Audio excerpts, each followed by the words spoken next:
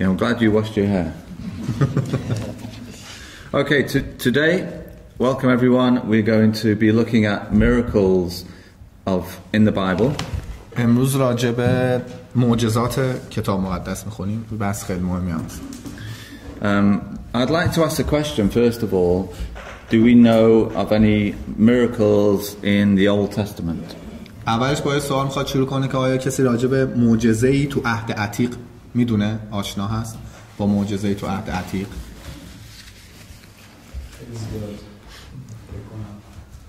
It could be many, but can you think of some examples? Okay. مثالی میتونید بزنید چیزی یادتون هست؟ مثلا زمانی که موسی قومش رو برمی‌داره و از شهر مصر فرار می‌کنه. That time when Moses bringing out, you know, همون که دریا رو خون می‌کنه. Divide the sea in two. Yes. So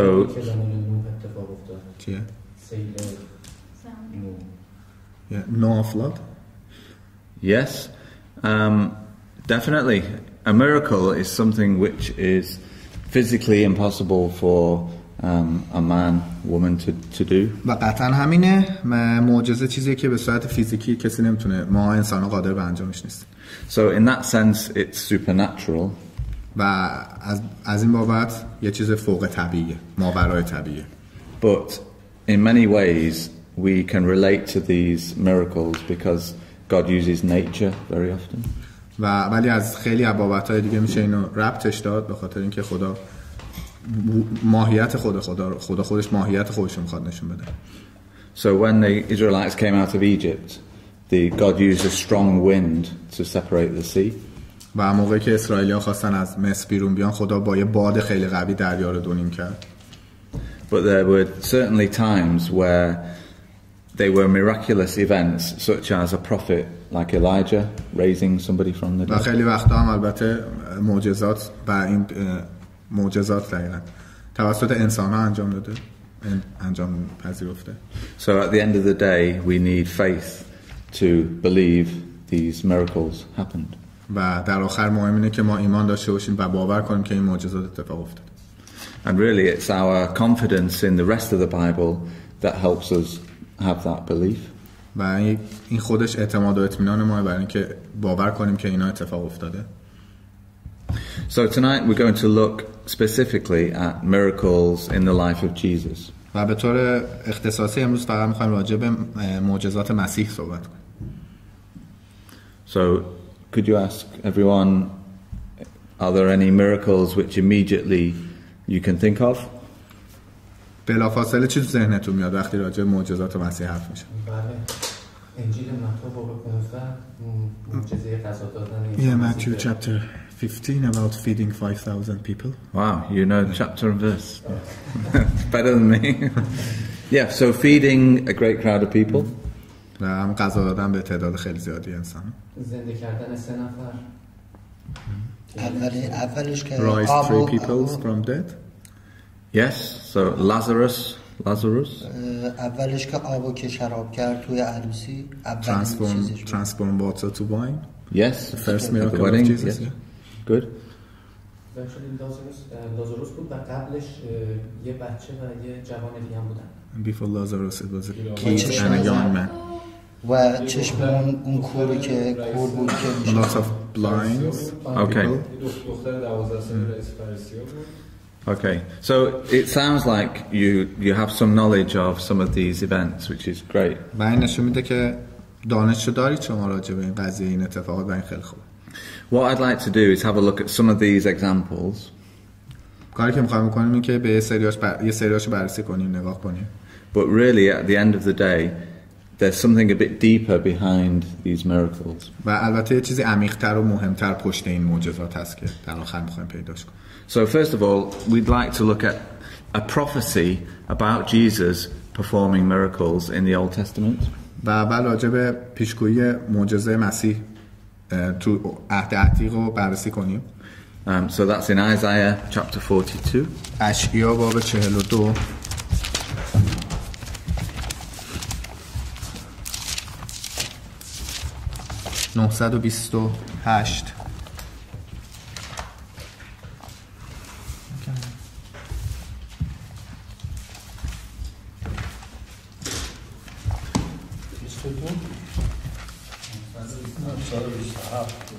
928 این فارسیشه. اشعیا 42 42 آره؟ بله. اون انگلیسیش. Okay. Okay. This is a. Are you all right? Are you sure we have? Yeah, taken notes. Okay. This is a section in the prophecy of Isaiah which is all about God's servant. و این یه بخشی تو اشعیا هستش که همش راجع به خدمتگزاران خداه. And it's a prophecy about Jesus Christ being God's servant. و پیشگویی راجع به مسیح به عنوان So خادم خدا. we can understand this from verse 1. اینو از آیه 1 میتونیم بفهمیم. So who wants to start reading? مسعود شروع می‌کنی 42 آیه 1. این از خادم من که از او حمایت می‌کنم و برگزیده من که جانم از او خوشنود است. من روح خود را بر او می‌نهم و او عدالت را در حق قوم‌ها جاری خواهد ساخت. Okay. So how do we know this is talking about Jesus Christ? از کجا بفهمیم که این آیه داره راجع به مسیح صحبت می‌کنه؟ این از خادم منظورش همون چیزی فکر کنم. تا آخر خوندی؟ تا کجا خوندی؟ just verse 1. Verse 1 to start, yes. واضحه اگه. So how do we know, how can we... Yes, I will put my spirit in it. Okay, so Jesus was given the Holy Spirit at his baptism.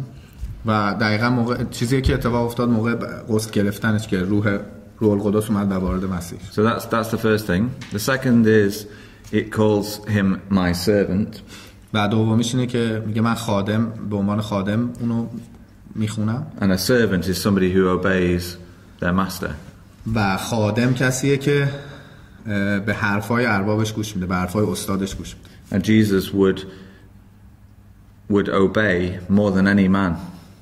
He was the most obedient servant. و مسیح خب فرمان بردارترین خادمان بود و دائما فرمان برداری کرد. It calls him my elect. What does yours say? My elect, my chosen? Yeah. My chosen. So we know God chose his son to be my elect. That one servant. و این همون دقیقاً مسیح کسیه که قرار بود انتخاب بشه برای اینکه It says in whom my soul delights, who I delight in. و کسی که روحم درونش مینهم. So Jesus, God delighted. This is my beloved son. This is my son who I delight in. و موقعی که یادتون باشه وقتی روح القدس میگیم این است پسر من که از او خوشنودم و خدا این بابت خوشنود بود که قرار بود روح خودش رو درون مسیح بذاره. So this is definitely talking about Jesus, and we know this from the other chapters that follow. و این قطعا راجبه داره عیسی مسیح صحبت میکنه همچنین ادامه. And in verse 1 it tells us that he would bring God's judgment to the Gentiles, the non-Jews. و میگه که قرار اون شخص عدالت رو بیاره برای غیر یهودیان. Which was what Jesus did. Even though he was a Jew himself, he would. و کاری بود که مسیح کرد علیرغم اینکه خودش یهودی بود. So if we read verse 7 now. آیه 7. Verse 6 and 7, sorry. 6 و 7. یه سوال کنم بله. چیزی که راجع به زمانی که عیسی تعمید میگیره میگن که خدمتش بعد از اینکه تعمید میگیره شروع میشه. در واقع بعد از 40 روز که روزه میگیره خدمتش. His ministry started after he got baptism. Yes. Jordan River. این خدمت به این خادمه داره اشاره میکنه، این خادمه به اون خدمت داره اشاره میکنه. And is that word the servant related to that ministry? Yes, definitely. In fact, the priests started to serve when they were 30 years old in the law. دقیقاً 30 ساله بود که شروع کرد به بشارت. And Jesus' ministry or his teaching started when he was 30 till he was 33 and a half. و 30 سالگی دقیقاً مسیح شروع کرد دیگه و 33 و خورده 33 و نیم تموم شد. But there are other passages that talk about Jesus being a servant who would obey and accomplish everything that nobody else did. و آیه‌های دیگه هم راجع به صحبت کرده که مسیح کسیه که قراره خادم باشه و سرپیچی نکنه، فرمان برداری کنه و کرد. So if we read verse 6 and 7. 6 و 7. من یهوه تو را به جهت برقراری عدالت خواندم. من دست تو را خواهم گرفت و تو را حفظ خواهم کرد. من تو را عهدی برای قوم و نوری برای ملت‌ها خواهم ساخت تا چشمان نابینایان را بگشایی و اسیران را از زندان برهانی و ظلمت نشینان را از سیاه‌چال به در آوری. So this verse tells us that God would be with his son. پس این آیه به ما میگه که خدا با پسرش خواهد بود And he would give him for a covenant or an agreement, does it say? و براش عهدی رو قرار بده. He'd be a light to the Gentiles, so he would open the way, would show them the light of the gospel. آخر آیه 6 داره میگه که قرار نوری براشون باشه برای غیر یهودیان. وقتی داره میگه ملت ها یعنی غیر از قوم اسرائیل. And then verse 7 says he would open the blind eyes. و میگه که قرار چشمان نابینا رو باز کنه، چشمان کور رو باز کنه. So when we look at the miracles of Jesus, we will find that he literally heals the blind. و وقتی به معجزات مسیح نگاه می‌کنیم که عیناً شفا داد کورا رو. But much more importantly, he will bring the prisoners from out of the prison. و اما مهمتر از اینه که اسیرا رو از زندان آزاد کرد. Now, this isn't literal. و این عینیه. So what does it mean? و اینکه مسیح کسی از زندان عیناً آزاد نکرد تو معجزاتش، ولی خب میخواد ببینه معنیش چیه، برداشتتون چیه این جمله. منظورش از دینی که مثلا آورده برای ما، برای نجات ما. منظور از زندانی about his ministry and you know a faith and a hope he bring for us. Yes, but what prison are we in? و چه زندانی ما داخلش بودیم که مسیح ما را آزاد کرد؟ تو اون دینی که بود، اون دینی که یهودی که داشتن، که مثلا اون دینی که بود که مثلا برای نجات. همین که میگیم دین خودش میشه گمراهی دیگه. وقتی شما صحبت دین میکنی یعنی که اونا راه اصلی و در واقعش دسترسی نداشتن، تنها راه didn't reach the true way at that time to reach to God truly, برای این بوده که ما ذاتاً گناهکار به دنیا آمدیم و هیچ because کاری نمیتونیم the human naturally sin. Yes. So we would say that the prison that we human beings we are imprisoned by sin. و درستش همینه و ما میتونیم اینجوری بگیم که ما انسان‌ها وسیله گناهمون زندانیم. Because sin, as we know from Romans, the wages of sin is death. و مزد گناه هم مرگه و هممون اینو میدونیم. So Jesus was going to bring, although he was going to do literal miracles to heal the blind, he's also going and set people free from illness. More importantly, he's going to set us free from sin.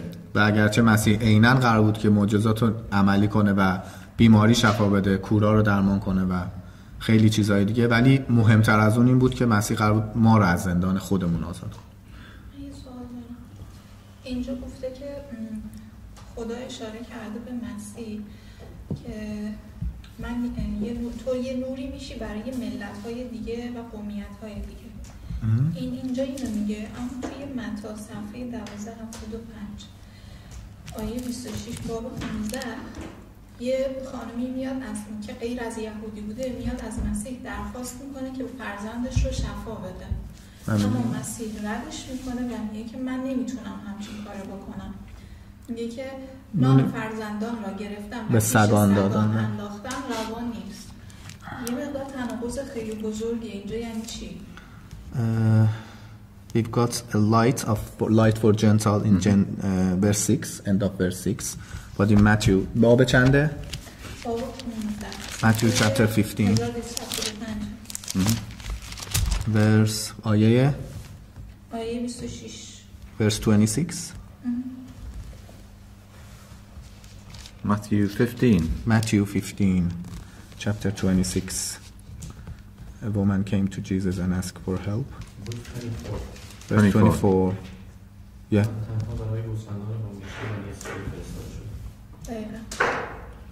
Yes. In fact, when when Jesus was about to be born, the angel Jesus was? about to be born, the angel came to Mary and said, "You will call his name Jesus, because Jesus means Savior, because he will save his people from their sins." میگه درست قبل از اینکه مسیح نزدیک به دنیا آمدنش بود، فرشته به مریم آمد و گفت اسم اینو مسیح میذارید، عیسی میذارید، چون نجات دهنده است، معنیش و قراره که قوم خودش رو نجات بده. Because Jesus means Savior. چون مسیح یعنی نجات دهنده. Sorry, she means that we've got a Gentile here, but Jesus clearly said that I've sent for Israel. Just Israel. Where? Verse 24. Matthew chapter 15, verse 24. Oh, I am not sent, but okay. Different idea. Yes, Jesus would save both his people, the Jews, and he would also open the way up for the Gentiles, the non-Jews. درسته مسیح باز کننده راه بنی اسرائیلیا بود، ولی در کنار اون قرار بود به غیر یهودیان کمک کنه. But at this time, you're right, at this time his mission was to the Jews first. ولی در اون برهه، در اون جای زندگی مسیح که این اتفاق افتاده، فقط مأموریتش اول بنی اسرائیل بود. But if we read Galatians 3, we won't go there. Galatians 3, it tells us how we can be Israelites, how we can have the faith of Abraham. و اگه میگه بری به غلاطیان باب 3 رو بخونی، اونجا نوشته که ما هم چطور میتونیم شامل از قوم بنی اسرائیل حساب شیم و جزء نوادگان ابراهیم حساب شیم. غلاطیان باب 3.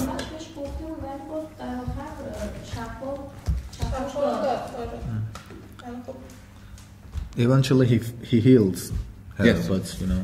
Yes. That's priority, I think. Yes, his first priority was the Jews.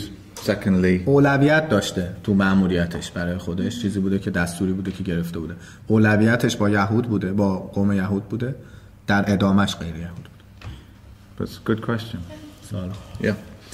So what I was trying to say from verse 7 was Jesus would do literal miracles to heal people, but his real mission was to heal their sin, to get them to have faith, to believe.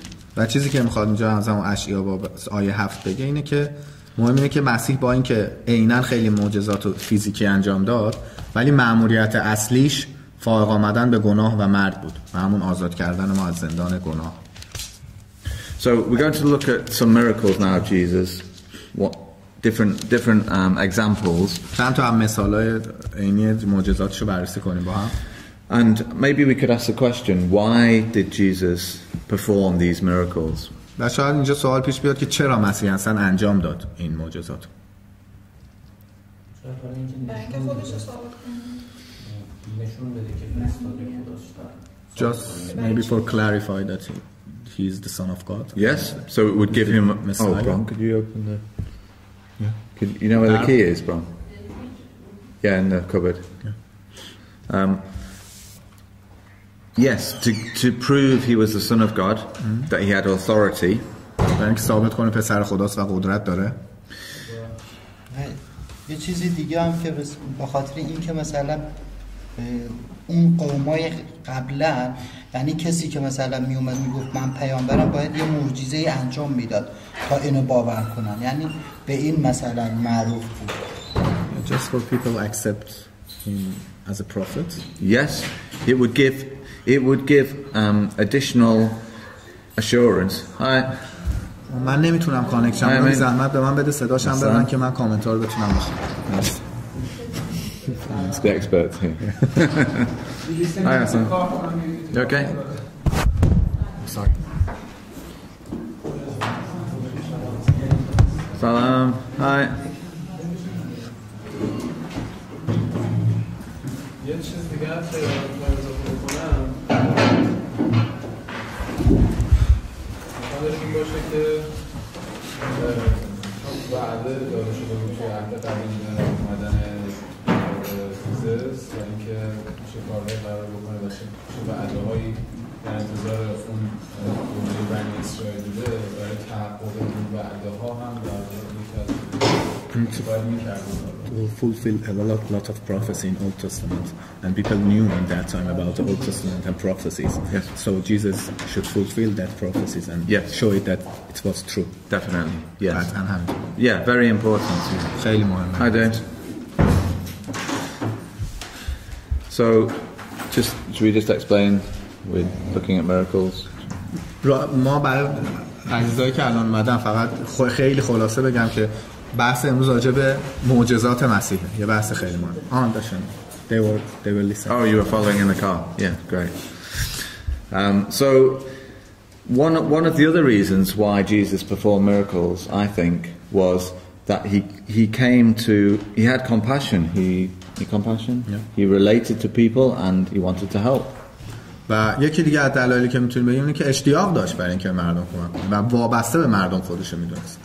So it was important to show that love and authority that he was the Son of قطعا God. لطف داشت به مردم و میخواست همون قدرتش استفاده کنه که اون لطف و عشقش هم مردم نشون بده. But the miracles always went hand in hand with teaching and preaching. ولی تمام معجزات همش همراه با بشارت و یه آموزه هایی بود که دست به دست میشه. And nearly every example of a miracle that Jesus performed, the beneficiary, the person, needed to show faith. Could you please repeat? Sorry. Yes, nearly every time, every miracle Jesus performed, the person being healed would have to show belief or faith. و تقریبا تمام معجزاتی که مسیح انجام میداد، اون کسی که قرار بود این معجزه رو بگیره باید ایمان خودش رو نشون میداد به اینکه مسیح رو قبول داره. And in a sense, what Jesus did in healing and performing miracles was a foretaste of the kingdom of God. و همش پیشمزه کردن پادشاهی خدا بود. تمام اون معجزاتی که میتونی اتفاق میافتاد یه حالتی داشت که میتونستن هنوز یه مزه های از پادشاهی خدا رو بچشن که قرار چه اتفاقاتی بیفته. So we have a nice summary in Matthew chapter 9. متی باب 9 یه خلاصه خوبی داریم.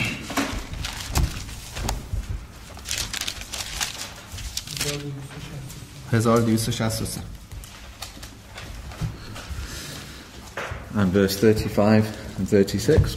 آیه 35 و 36.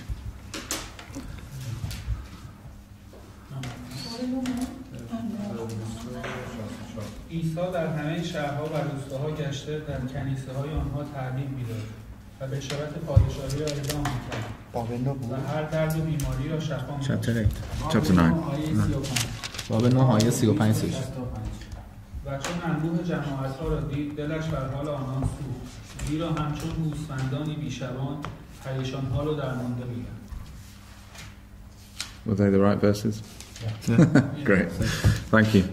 So, it seems to me when it comes to the miracles that it went hand in hand with teaching and preaching. و این الان اینجوری به نظر میاد که دست به دست میرفته و با همراه بوده با کلی آموزش دادن و درس دادن و بشارت دادن این معجزات.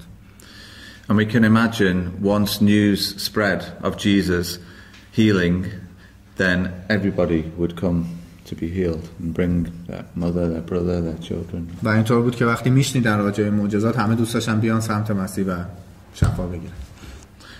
And the second thing is in verse 36. و دومین مورد در آیه 36 That Jesus, it says, was moved with compassion, or این راجع به شفقت مسیح و مهربانی و دلسوزیش راجع به قومش صحبت می‌کنه. so he loved his fellow man. و دوست داشت کسایی که پیروی می‌کردن ازش و دنبال رشد بودن. And he understood their human nature, the fact that they would have problems, they would have diseases, because he was human. و چون خودش موجود عین ما بود و انسان بود، ذات انسانی داشت، میدونست درد و رنج و سختی‌های انسانو و درکشون میکرد که ممکنه مریضی داشته باشه و مشکلات داشته باشه. So when we look at the miracles of Jesus, they are very often connected with preaching about the kingdom of God. و وقتی به معجزات مسیح نگاه می‌کنیم، اغلب خیلی رابطه محکمی داره با پادشاهی خدا. So let's have a look at some miracles. First of all, healing the blind. بریم یه بررسی کنیم یه سری از چیزا رو، معجزاتش رو. اول از همه شفا دادن کورها. So if we come over to Mark chapter 10, مرقس باب 10. and here's a man called blind Bartimaeus. 1315. Have anyone heard of Bartimaeus? حتی 1317. Amir? چون راجع به بارتیمائوس داره صحبت. 10 مرقس 10 نگفتم همون احتمال اولش.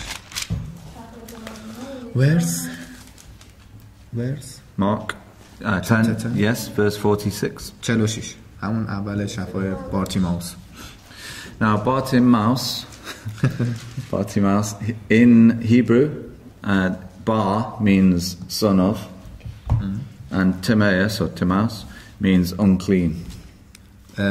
بارتیمائوس به هیبرو به کلمه هیبرو بار یعنی فرزند، تیمائوس یعنی ناپاک. So here's a man who is the son of the unclean. و پس کسی بوده که فرزند یه ناپاک بوده. So really this is a lesson for us as well, because we are all unclean. و یه درس خودش برای ما، چون ما هم ناپاکیم، because we sin, چون ما گناه میکنیم. and Jesus is going to heal him. و قراره که حالا عیسی شفاش بده. So this literally happened. It's a true record, but there's a lesson here for us as well. و این عیناً اتفاق افتاده و ضبط شده تاریخاً و قانونا و اتفاقاً، ولی خب برای ما هم درسایی داره پشت سرش. So if we read from verse 46 to 52, از 46 تا 52 اگه بخونید. آنگاه به عریقا آمدند و چون عیسی با شاگردان خود و جمعیتی انبوه عریقا را ترک می‌گفت، گدایی کور به نام بارتیمائوس پسر تیمائوس در کنار راه نشسته بود.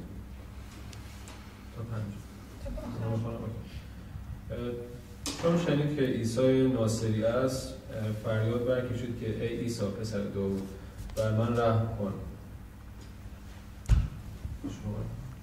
بسیاری از مردم بر او عتاب کردند که خاموش شود، اما او بیشتر فریاد می‌زد ای پسر داوود، بر من رحم کن. عیسی ایستاد و فرمود او را فراخوانید. پس آن مرد کور را فراخوانده به وی گفتند دل قوی دار، وقتی است که تو را می‌خواند.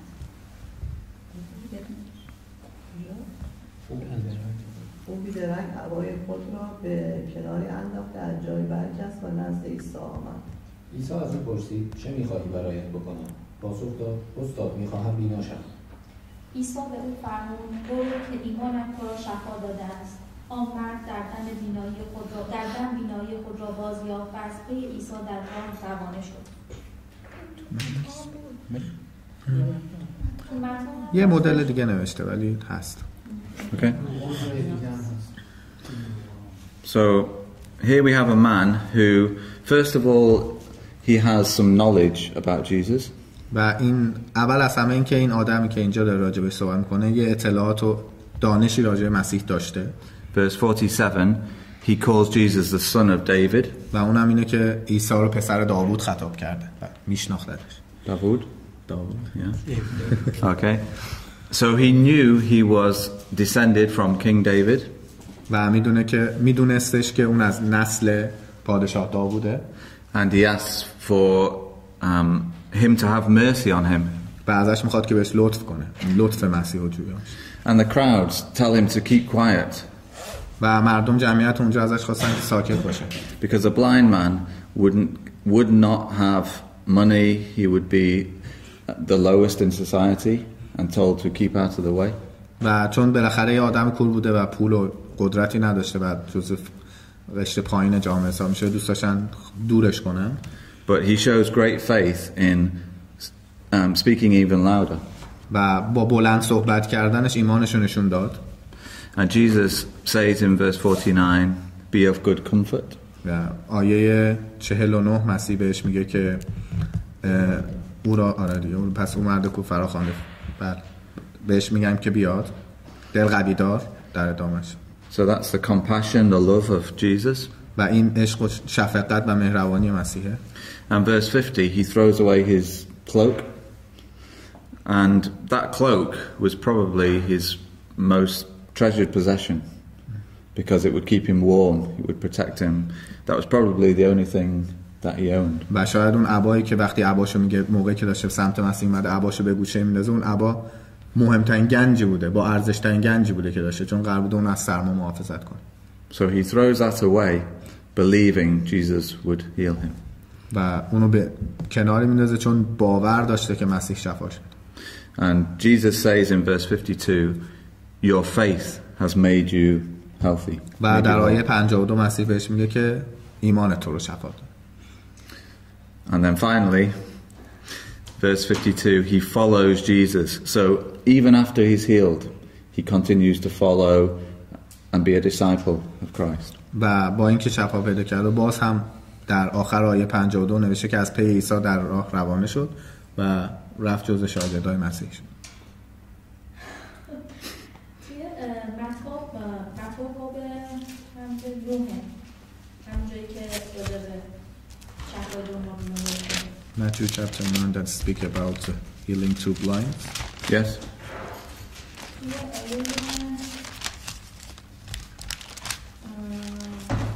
Verse 27. Verse 30.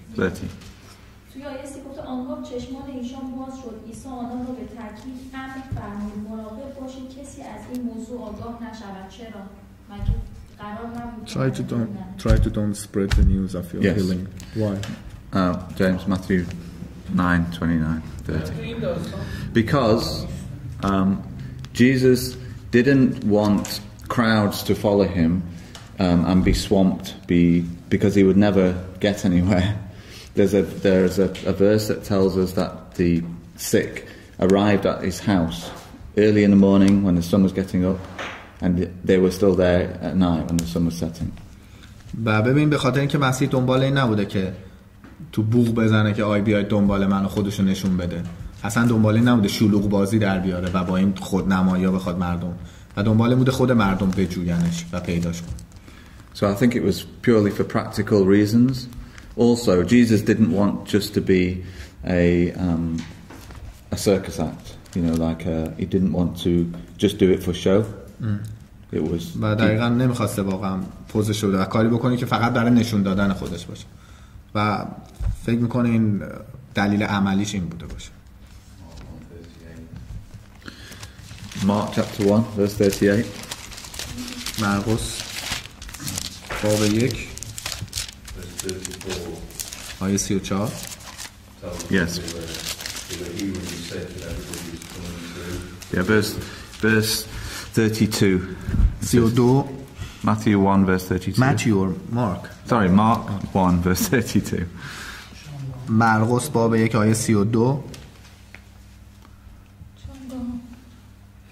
So everybody came to heal.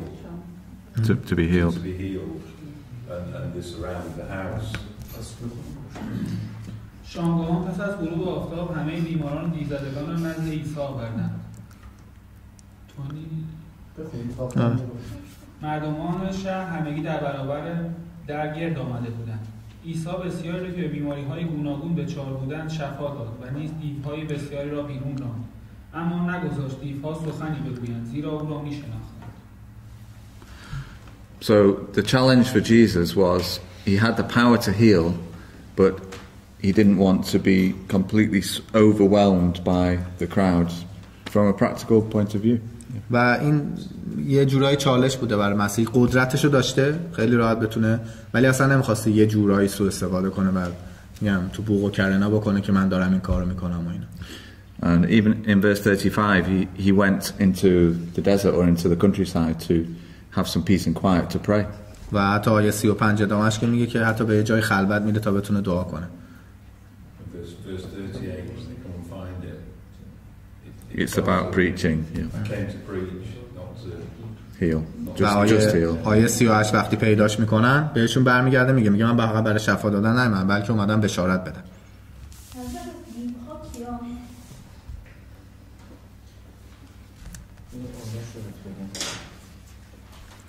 End of verse 34. Yes, I knew we'd get this question. That's why we'll talk about that later. We're going to come to that. It's really about Jesus healing mentally ill people. و میگه جلوتر میرسیم راجع به یکی دیگه از معجزاتشه که از نظر روحی روانی شفا میداده و این مرتبط میشه به بیماری‌های روحی.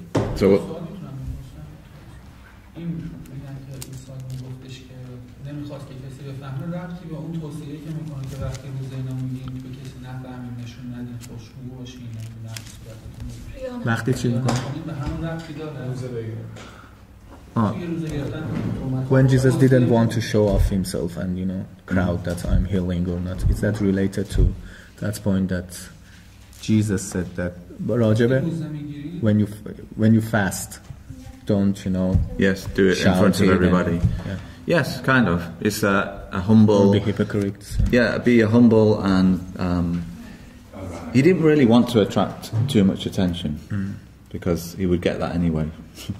هیچ وقت دنبال این نبوده که جلب توجه کنه و توجه مردم رو جلب کنه و دقیقاً ربط داره. این همون چیزی که خودش هم توصیه کرده که ما هم باید باشیم. ریاکاریه دیگه. Okay, we're going to move on because there's plenty of different types of miracles. کم جلو میریم چون خیلی تنوع معجزات زیاده. Okay, so the second miracle or type of miracle was Jesus healing a leper. و دومین بخش از دومین نوع از معجزاتش شفای جزامیا بوده. Which leprosy, does everyone know what leprosy is? و راجع به جزام میدونید دیگه. Yes, it's like a very contagious disease, skin disease that wastes away the flesh.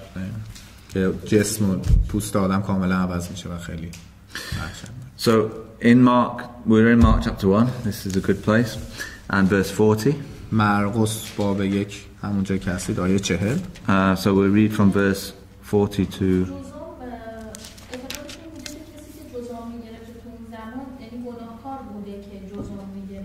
Do they believe in that time that people who get leper? Yes. Is that because of their sin or not? Yes, a little bit of that. Yes, we'll read about that later. Yes. جلوتر میخونیم آره تقریبا یه همچین دیدی داشتن. If somebody was blind as well, we read that people thought who sinned, the parents or the blind boy, because he was blind. So they did believe that kind of thing. و حتی راجع به کورا هم این تفکر رو داشتن که حتما پدر مادرشون گناه کردن که بچه کشت. And Jesus says neither. و رد کرده مثلا اینطور نیست. Okay, so verse 40 to verse 45. 40 تا 45. Mark chapter 1. مرد جزامی نزد عیسی آمد زانو زد و لابه کنان گفت اگر بخواهیم میتوانیم پاکم سازی. عیسی با شفقت دست خود را دراز کرده آن مرد را لمس نمود و گفت میخواهم پاک شو. تا چند؟ 45. Yes. در دم جزام ترکش گفت و او پاک شد. عیسی بیدرنگ او را مرخص کرده با تأکید بسیاری به وی فرمود آگاه باش که در این باره به کسی چیزی نگویی بلکه برو و خود را به کاهن بنما و برای تطهیر خود آنچه را که موسی امر کرده است تقدیم کن تا برای آنها گواهی باشد. اما آن مرد چون بیرون رفت آزادانه در این باره سخن گفت و خبر آن را پخش کرد. از این رو عیسی دیگر نتوانست آشکارا به شهر درآید بلکه در جاهای دورافتاده بیرون از شهر می‌ماند. با این حال مردم از همه اطراف نزد او می‌آمدند. Okay. So here's a leprous man, and in these times, if you had leprosy, then you were in quarantine. You were away from the villages and the people. و اون زمان هم خب قرنطینه می‌کردن دیگه. اینم یه آدم جزامی بوده و موقع بعد دور می‌شدن. And somebody would actually walk in. You would have to have a bell around your neck so people could hear you coming. و اگر اون موقع مثلا جزامی بودی بعد یه قلاده مانند یه زنگوله یه چیزی دور گردن بود صدا میداد که میرفت سمتش میفهمیدی. So to be a leper was you would be ostracized. You outcast. Yeah, you would be avoided. کلا ممنوع میشه دیگه بعد دوری اجتناب میکرد. Don't look at, don't touch, don't stay away from. دست نزن از همه چیز دور باش. And yet here Jesus has compassion in verse 41. و اینجا در آیه 41 شفقت مسیح رو میبینیم. And he touches him. و لمسش میکنه. Which for somebody who had leprosy would be an amazing thing. و برای کسی که جزام داره واقعا کسی این کار باش بکنه خیلی عجیب. And Jesus clearly wasn't worried about getting leprosy himself. و به وضوح مسیح خب نگران نبوده راجع به اینکه خودش بخواد جزام بگیره. Really he's acting like the high priest in the Old Testament. و مثل کشیشایی که تو عهد قدیم راجع بهش صحبت می‌کنیم رفتار کرده. And we can see in verse 45 some of the problems where this leper went and told everybody around him. و یه مشکلیه که تو آیه 45 که ازش میخواد مسیح که نره خبر پخش کنه، ولی آیه 45 میگه که رفت و پخش کرد. Which was a very natural thing to do, but it just meant more people for Jesus to see. و خب دیگه این یه کاری طبیعتا درست میاد. کسی هم بر ما هم اتفاق میافتاد، میرفتیم خبرش همه جا جار میزنیم، ولی خب این باعث شد که نفرات بیشتری بخوام مسیح رو ببینن. بوده که تبلیغ شده. It was like advertisement. Yes. Preaching. Yes. But Jesus would it wasn't his strategy. Yes, he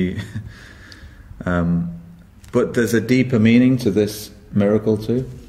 ولی خب معنی عمیق‌تری داره خب این معجزات و مسیح دنبال این نبوده. خب In the Old Testament, in the law of Moses, there are many types of leprosy mentioned.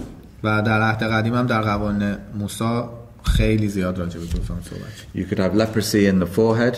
انواع اقسام جذام بوده. یکی رو پیشونی بوده. Leprosy in your clothes, leprosy in the house. و جذام در پیران لباس، جذام در خانه.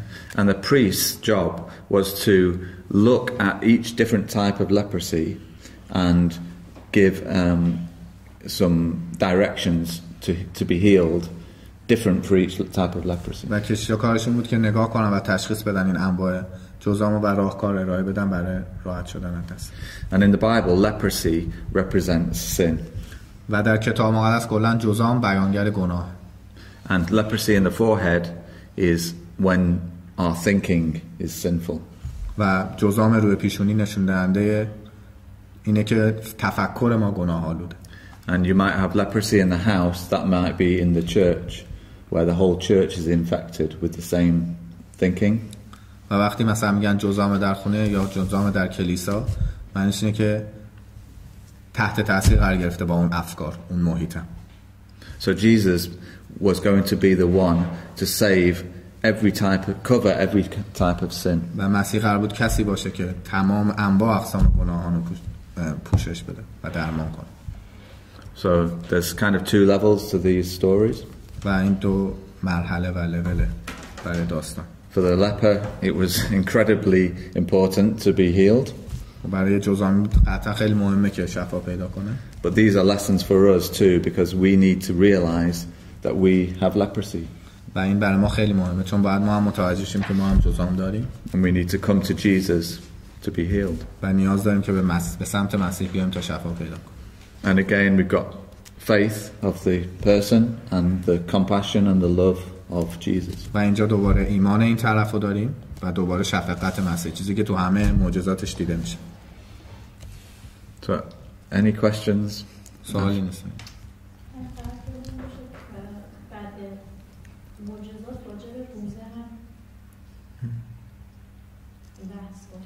Just after speaking about the healing brief, she wants to speak briefly about the feast. Feast. Fasting, sorry. Fasting, yes. Sorry. At the end? Yeah, at the end. Okay. So briefly. No problem. Okay, so the next miracle I'd like us to look at is Jesus healing somebody who couldn't walk. و معجزه بعدی که بررسی می‌کنیم معجزه فلج هاست.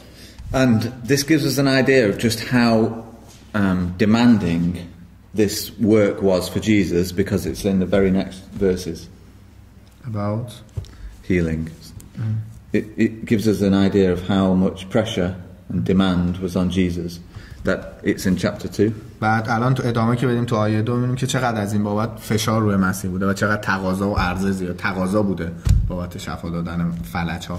So just after the leper heals the leper, now somebody else has arrived to be healed. حالا بعد اینکه حالا جذامی رو شفا داده، حالا یه فلج و علیل از راه رسیده. So can we read chapter 2 please, and verse 1 to 5. 1 تا 5. پس از چند روز چون عیسی دیگر بار به کفرناهم درآمد، مردم آگاه شدند که او به خانه آمده است. گروهی بسیار گرد آمدند، آنگونه که حتی جلوی در نیز جایی نبود و او کلام را برای آنها موعظه می‌کرد. در این هنگام جمعی از راه رسیدند و مردی مفلوج را که 4 نفر حمل می‌کردند پیش آوردند. اما چون به سبب ازدحام جمعیت نتوانستند او را نزد عیسی بیاورند، شروع به برداشتن سقف بالای سر عیسی کردند. پس از گشودن سقف تشکی را که مفروش بر آن خوابیده بود پایین فرستادند. چون عیسی ایمان آنها را دید مفلوج را گفت ای فرزند گناهانت آمرزیده شده. Okay. What does for sick of the palsy? What did you say? Paralyzed. Which verse? Here, verse 3. The sick of the palsy. Verse 6. Verse 3. Sorry. What's the illness? Disabled to walk. Disabled. Okay. Can't walk. Yes, it's fine. So this man couldn't walk, and his 4 friends. Have any heard this story before? Yes. So there's four very, very, very good friends who try to bring this paralyzed man to Jesus. و خب داستان اینو داریم که یه مرد فلجی و 4 تا رفیق خیلی خیلی خیلی خوبش تلاش میکنن که اونو به مسیح برسونن. And they couldn't get to Jesus because there were great crowds in the way. خیلی زیادی بوده تو راه نتونستن اونو به مسیح برسونن. So up they go up to the roof and start taking the tiles off. و شروع میرن سقف و شروع میکنن آجرها رو در آوردن. Which would have been quite an interesting time. جالب این قضیه. And they lower the man on his stretcher, on his bed, down into the down from the ceiling. با دوشکش میندازنش پایین. Obviously we know this happened literally, as Jesus in verse 5 he says when he saw their faith. So Jesus heals this man because of their faith, which is interesting. و میدونیم که این عیناً اتفاق افتاده و آیه 5 دوباره بحث ایمان اوناست که میگه وقتی عیسی ایمان اونا رو دید شفاش داد. And instead of saying you're healed from your sickness, from your disability, he says your sins are forgiven you. و به جای اینکه بگه فلج بودن و مریضی تو شفا پیدا کرد بهش میگه برو گناهان آمرزیده شد. Now where else in life in general do we see somebody being lowered into a hole through the roof by 4 people? و کجای دیگه زندگی ممکنه زندگی کلیمون یه همچین چیزی رو ببینیم که یه آدم فلج 4 نفر بالا بندازن پایین. Anywhere? No? It's at a burial? Yeah. At a burial. موقع دفن کردنه که فقط همچین اتفاق میفته. And I don't know about in Iran, but in this country 4 men have ropes and they lower the coffin into the ground. و اینجا میگه حالا ایران نمیتونه ولی اینجا 4 نفر میگیرن تابوتو و داخل زمین میذارن. So this is exactly what's happening. He's being lowered into a hole with ropes, and Jesus. So this man is effectively dead. و در واقع بیانگر این بود که عملاً داره مثلا میمیره. تصویرسازی اونجوری بود که 4 نفر اینجوری میارنش پایین. And Jesus is going to heal him and make him walk again, resurrect him. و در واقع مسیح رستاخیز داد به اون و دوباره بلندش کرد. So again, this miracle was amazing for this paralyzed man and his friends, literally, but also there's a lesson for us here too. و عیناً خب خیلی جالبه و بزرگ این شفا دادن برای اون مرد فلج، ولی خب بازم دوباره درسی پشتش برای ما هست. So every one of these miracles has a meaning for the person involved being healed, but also for us to learn, because we're paralyzed by sin. و تمام این معجزات هر کدوم معنی خودشو برای کسایی که شفا گرفتن داره، ولی ما هم که خودمون توسط گناه علیل و فلج شدیم درس داره برای ما. And Jesus is able to save us from our sins. و مسیح قدرت اینو داره که ما رو از گناهمون نجات بده. Okay, one more over in Mark chapter 5. مرقس باب 4. Chapter 4? Yes. 5? Chapter 5. Chapter 5.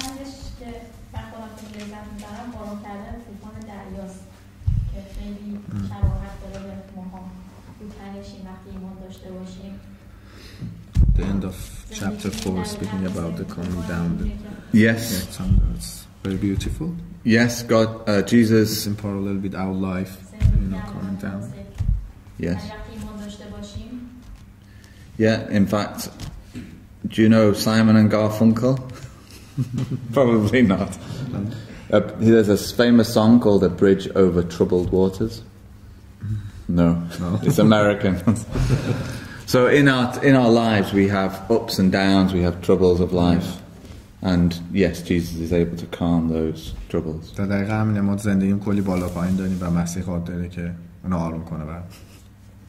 یه چیزی با تمام این مثال‌هایی که از معجزات مسیح گفته برای انبوه زیادی از مردم که قطعا از اقصا نقاط اورشلیم میومدن، چجوری با تمام این چیزهایی که از قدرت مسیح دیدن همون آدم‌ها اومدن شهادت دادن که مسیح رو بکشن؟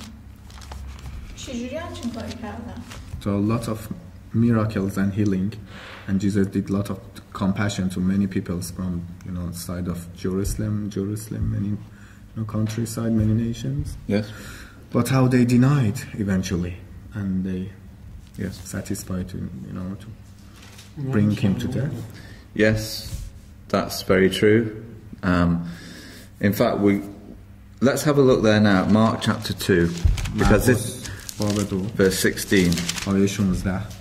Because this is very appropriate for this question. Because the scribes and the Pharisees, the Jewish leaders, the religious leaders, چون اون سران مذهبی یهود که اون فریسیان بودن، they were jealous of Jesus. حسودی میکردن. Because he had great power and was becoming popular. به مسیح چون قدرت داشت و داشت روز به روز محبوب تر میشد. And Jesus wasn't afraid to heal the common person. و مسیح هم از این دریغ ترسی این نداشت که مردم رو شفا بده. And Jesus answers, he can see their thinking. If we read verse 16 and 17. و مسیح میتونست فکرشون رو ببینه و بخونه. 16 and 17. 16 و 17. آنها که فریسی بودند عیسی را دیدند که با گناهکاران و خراجگیران همسفره است، به شاگردان وی گفتند چرا با خراجگیران و گناهکاران غذا می‌خورد؟ عیسی با شنیدن این سخن به ایشان گفت بیمارانند که به طبیب نیاز دارند، نه تندرستان. من نیامدم تا پارسایم بلکه تا گناهکاران را دعوت کنم. Pharisee. Pharisee. Yeah. So they saw Jesus mixing with the common person. و می‌دیدن که مسیح بر خورده، قاطی شده با آدمای خراجگیر و عادی. And the religious leaders in those days were viewed as morally good if they held an office, a position of power. و اونا خب خودشون اون سرای مذهبی موقعیت خاص خودشون داشتن، دفتر دستای خودشون داشتن و به عنوان مثلا آدمای خوب معروف بودن. And Jesus was really challenging their standing in society. و خیلی کشمکش داشت مسیح برای وایسادن تو اون جامعه اون زمان. So verse 17 he says, I didn't come to heal those who think that they are perfectly they don't need a doctor. و مسیح میگه که من نیومدم کسایی که سالمن و ببین وقتی تو انگلیسی از یک کلمه استفاده میکنن و اینو استفاده میکنن اینو بدونید فرقش این داره به مسخره این کلمه رو میگیره و اینکه مسیح اینجا مسخره میکنه اینا رو و میگه کسایی که فکر میکنن چون اونا خودشون خیال میکنن خیلی آدم خوبن و خیلی پارسان و مسیح میگه من نیومدم پارسایان رو نجات بدم، یعنی شما فکر میکنید که خوبه و به خاطر این با شما نمیگردم با اینا میگردم. یه چیزی مگه نمیگیم که مسیح اومده که چون همه اعتقاد داریم همه گناهکار بود و این معنیش اینه که میاد آدما رو تو جامعه که زندگی میکردن رتبه بندی میکرد و با هدف میرفت سراغ اون پایینیه بعد شروع میکرد میاد بالا. It means that Jesus divided people to some group and low, higher and highest and started from the lowest. Yes, Jesus didn't discriminate at all. اصلا تبعیض قائل نمیشد مسیح اصلا. And that was for the people of for the church leaders, that was something very difficult for them to cope with. و این یه موضوعی بود که اون سران مذهبی باش نمیتونستن کنار بیان. من معنی آیه رو متوجه میشم ولی میذارم وقتی کنار این قضیه که اون اومده برای همه. حالا ما اون صحبتی But we believe that Jesus has came for all. Yes. منظورش از پارسایان چه کسایی هستن؟ Who's the righteous? کسایی هم که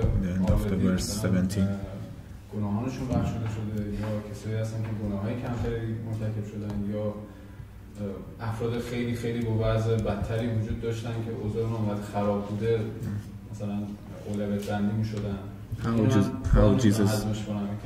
How Jesus classified and divided people to some group who's to the sight of Jesus who was the righteous, and that's Jesus wanted to come to those who recognized they needed saving. That's the point. مسیح نکته اینجا بود که میخواست به سمت کسی بره که فهمیده باید نجات پیدا کنه، خودش فهمیده باید نجات پیدا کنه و سران مذهبی اصلا اینجوری نبودن، خیال میکنن خدان برای خودش. There are many people today who think they're good people. They don't need saving. خیلی انسان‌ها فکر می‌کنن آدمای خوبی ام و به نجات نیاز دارن. با خیلی حرف می‌زنیم میگه من آدم خوبی ام، گناه نمی‌کنم. So it's that recognition that we have a need. That was the important thing. و مسیح دنبال این شناخته بود که طرف بدونه که نیاز داره به نجات. اونا انقدر مغرور بودن گفتن ما نیازی به نجات نداریم، ما خودمون سران مذهبی. و مسیح پارسا رو به مسخره بهشون گفته، چون داره از اینم استفاده میکنه. پارسا رو اونا فکر میکردن پارسان، ولی از دید مسیح نبودن، چون قبلش گفت مسیح میتونسته ذهنشون رو بخونه که اینا دنبال چی هن. That makes sense. Yeah. Okay, we need to finish in a minute because it's 9:00. Let's finally. Jesus did many miracles of feeding 5,000, of walking on the water, turning the water into wine. تبدیل شراب به آب، راه رفتن روی آب، غذا دادن بیش از 5,000 نفر، اینا هم معجزات مسیح بود. And these would demonstrate that he was the Son of God, that he had authority and power. و اینا همه نشون دهنده این بود که و نشون میداد که قدرت خاص داره و پسر خداست. And it would be incredibly important for the disciples to witness those things so that they would follow and believe and continue with Jesus. و به طور فوق‌العاده خوبیش اینه که تمام چیزا شاهد این قضیه بودن شاگردانش و بتونستن که پیروش باشن و دنبالش رفتن. But if we can just finish with one miracle in با یه معجزه تموم کنیم. Mark 5. مرقس 5 and verse 22. آیه 22,306. Yes, so Mark 5 verse 22 all the way through to to the end of the chapter. Let's read it quickly. تا آخر باب. یکی از رئیسان کنیسه که یوروس نام داشت نیز به آنجا آمد و با دیدن عیسی به پایش افتاد و التماس کنان گفت دختر کوچکم در حال مرگ است، تمنا دارم آمده دست خود را بر او بگذاری تا شفا یابد و زنده ماند. پس عیسی با او رفت. گروهی بسیار نیز از پی عیسی به راه افتادند. آنها سخت بر او ازدحام می‌کردند. در آن میان زنی بود که 12 سال دچار خونریزی بود. او تحت درمان طبیبان بسیار رنج فراوان کشیده و همه دارایی خود را خرج کرده بود، اما به جای آنکه بهبود یابد بدتر شده بود. پس چون درباره عیسی شنید، از میان جمعیت به پشت سر او آمد و ردای وی را لمس کرد، زیرا با خود گفته بود اگر حتی به ردایش دست بزنم شفا خواهم یافت. در همان دم خونریزی او قطع شد و در بدن خود احساس کرد از آن بلا شفا یافته است. عیسی در حال دریافت که نیرویی از او صادر شده است. پس در میان جمعیت روی گرداند و پرسید چه کسی جامه مرا لمس کرد؟ شاگردان او پاسخ دادند می‌بینی که مردم بر تو ازدحام می‌کنند. آنگاه می‌پرسید چه کسی مرا لمس کرد؟ اما عیسی به اطراف می‌نگریست تا ببیند چه کسی این کار را کرده است. پس آن زن که می‌دانست بر او چه گذشته است ترسان و لرزان آمده به پای عیسی افتاده و حقیقت را به تمامی به او گفت. عیسی به وی گفت دخترم ایمان تو را شفا داده است، به سلامت برو و از این بلا آزاد باش. او هنوز سخن می‌گفت که عده‌ای از عامه یایروس رئیس کنیسه آمدند و گفتند دخترت مرد، دیگر چرا استاد را زحمت می‌دهی؟ عیسی چون سخن آنان را شنید به رئیس کنیسه گفت مترس، فقط ایمان داشته باش. و اجازه نداد جز پتروس و یعقوب و یوحنا برادر یعقوب کسی دیگر از پی او برود. چون به خانه رئیس کنیسه رسیدند، دید قوایی به پاس و عده‌ای با صدای بلند می‌گریند و شیون می‌کنند. پس داخل شد و به آنها گفت: این قوقا و شیون برای چیست؟ دختر نمرده، بلکه در خواب است. اما آنها به او خندیدند. پس از اینکه همه آنها را بیرون کرد، پدر و مادر و دختر و همچنین شاگردانی را که همراهش بودند با خود برگرفت و به جایی که دختر بود داخل شد. آنگاه دست دختر را گرفت و به وی گفت: تالیتا کوم، یعنی ای دختر کوچک، به تو میگویند برخیز. او بیدرنگ برخاست و راه رفتن را آغاز کرد. آن دختر 12 ساله بود. آنها از این واقعه بی‌نهایت شگفت‌زده شدند. عیسی به آنان دستور عجیب داد که نگذارند کسی از این واقعه آگاه شود و فرمود چیزی به آن دختر بدهند تا بخورد. Thanks, Amir. So, this is Jesus performing two miracles simultaneously. و دو تا معجزه است که اینجا تواما انجام میده مسیح. A girl of this story is our daughter's favorite Bible story. و این داستان دختری که چپاش میده. Because دختری که دوچار خونریزه. There's a young girl of 12 years old and there's an old lady who's suffered for 12 years with bleeding. و داستان یه دختر 12 ساله که مرده قرار شده بوده و یه زن مسن‌تر که 12 ساله خونریزی رنج میبره. In verse 26 it tells us that she had spent all her money on doctors and medicine. آیه 26 میگه که اون زنی که دچار خونریزی بود تمام پول و ثروتشو داده بوده برای درمان خودش. But she was actually getting worse, it says. و در واقع بدتر هم شده بود. And in a sense for us, if we go to the doctors of this world for help, they can't heal us from sin. و اینم برای ما هم هست دیگه. اگر ما بخوایم بریم پیش دکتر برای آموزش گناهامون نمیتونه کاری بکنه. And this lady in verse 27, she comes in the crowd and touches Jesus' coat. و اون دختر میاد از پشت مسیح و میاد ردای مسیح رو لمس میکنه. Or it would be his garment, his cloak. لباس بلند بودگی همون ردای موها. In the Old Testament, the priest would have a garment with a border on, and this woman had faith that just touching this part of his garment would heal her. و در عهد قدیم فقط کشیشان بودن که اون لباس ردا رو با لبه میپوشیدن و اون زن ایمان داشته که اگه بتونه لمس کنه اون ردا رو شفا پیدا کنه. In the law, God always made provision for the poor and the widows and those who were needy. And this was part of that idea behind it. و همیشه تو عهد قدیم تو قوانین مسیح خدا همیشه فراهم می‌کرد برای کسایی که ضعیف‌تر بودن و فقیرتر بودن و اینم یه قسمتی از همون ماجراست. And verse 34 Jesus says your faith has made you be alive. 34 مسیح دوباره بهش میگه که ایمانت بود که تو رو شفا داد. But by this time the little girl had died. و با داستان بره جلو، زمان بریم جلوتر که اون دختر مرد، دختر کوچیک. But in verse 36 Jesus said, do not be afraid, just only believe. و ولی تو آیه 36 مسیح میگه که نترس، فقط ایمان داشته باش. So these miracles are really about great faith, really great faith. و تمام این معجزات فقط داره راجع به ایمان بزرگ صحبت میکنه. And we have to come through the crowds to Jesus and not be ashamed we want to take hold of Jesus. و ما نباید خجالت بکشیم اینکه تو شلوغی و جمعیت به سمت مسیح بیان و بعد اینو ابراز کنیم که تو خجالت و خفا بخوایم بگیم ما ایمان داریم به مسیح اصلا درست نیست. So these are two lovely miracles which would have a wonderful effect for these people in their lives.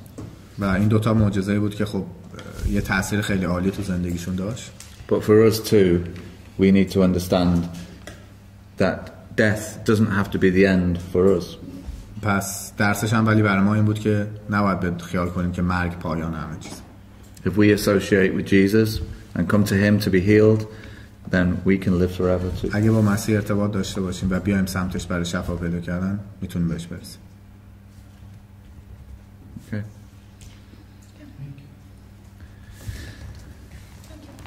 Okay, shall If it's over, I think we have the closing verse from Nancy. yes. Are you prepared? Yes.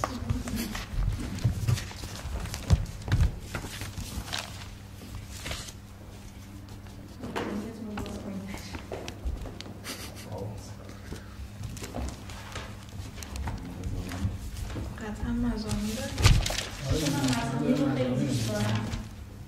Psalms? Still in Psalms? Yeah, still in Psalms. Favorite. 94 verse 18.